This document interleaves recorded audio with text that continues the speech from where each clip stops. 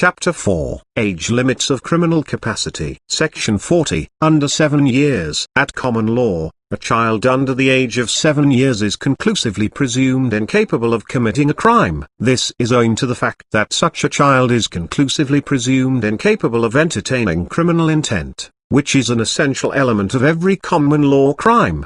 This rule, however, is equally applicable to statutory crimes, and it is immaterial whether the crime charged is a felony or a misdemeanor. In some states, including Illinois, the common law age of conclusive incapacity has been raised by statute. In Illinois, an infant under the age of 10 years cannot be found guilty of any crime or misdemeanor. In Texas, the age limit has been raised to 9 years. Section 41. Between 7 and 14 years. At common law, an infant between the ages of 7 and 14 years is presumed incapable of committing a crime, but the presumption is rebuttable. The proof of capacity, however, must be clear and convincing. Proof that he knew the difference between good and evil, or that he was possessed of the intelligence of ordinary boys of his age, does not fill the requirements of the law. It must be shown that he had sufficient discretion to understand the nature and illegality of the particular act constituting the crime. But, if the intelligence to apprehend the consequences of acts, to reason upon duty, to distinguish between right and wrong, and if the consciousness of guilt and innocence be clearly manifested, then the capacity is shown. And when capacity is shown, a child over 7 years of age is as fully responsible as a person who has reached his majority. As a general rule, the question of capacity must be determined from the conduct of the accused and the circumstances which surrounded the commission of the act.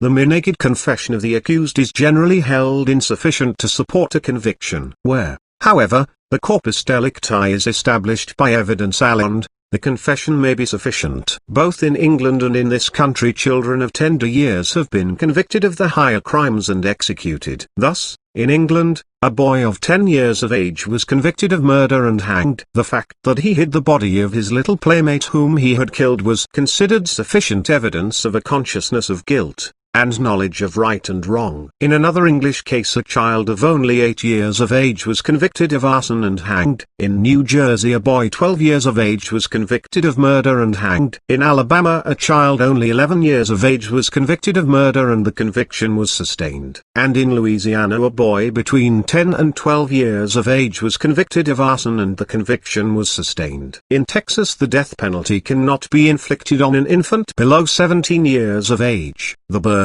of proving capacity is upon the state, and it must prove it beyond any reasonable doubt, but the burden of proving knowledge of the accused rests upon him. The presumption of incapacity decreases with the increase of years, and is much less in case of a child slightly under 14 than in case of one but little over 7. Section 42. Effective command of parent to do the act.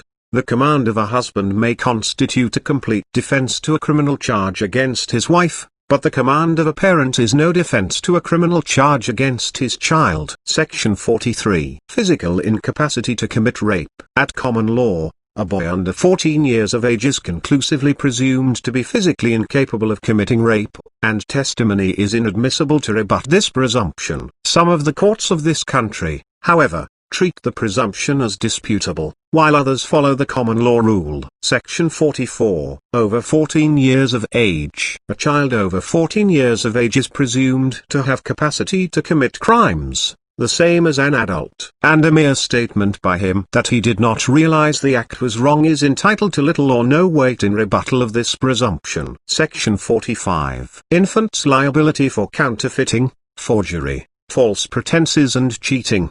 As a general rule, an infant is not civilly liable on his contracts. He may be criminally liable, however, for counterfeiting, or forgery, or false pretenses, or cheating at common law. Section 46. Infant's liability for bastardy. An infant may be held liable for his torts, and, since a charge of bastardy is in the nature of a civil charge rather than criminal, a plea of infancy to this charge is no defense. Section 47. Infant's liability for acts of omission, such as non-support. Blackstone states, the law of England does some cases privilege an infant, under the age of 21, as to common misdemeanors, so as to escape fine, imprisonment, and the like, and particularly in cases of omission, as not repairing a bridge, or a highway, and other similar offenses. 4. Not having command of his fortune till 21, he wants the capacity to do those things which the law requires.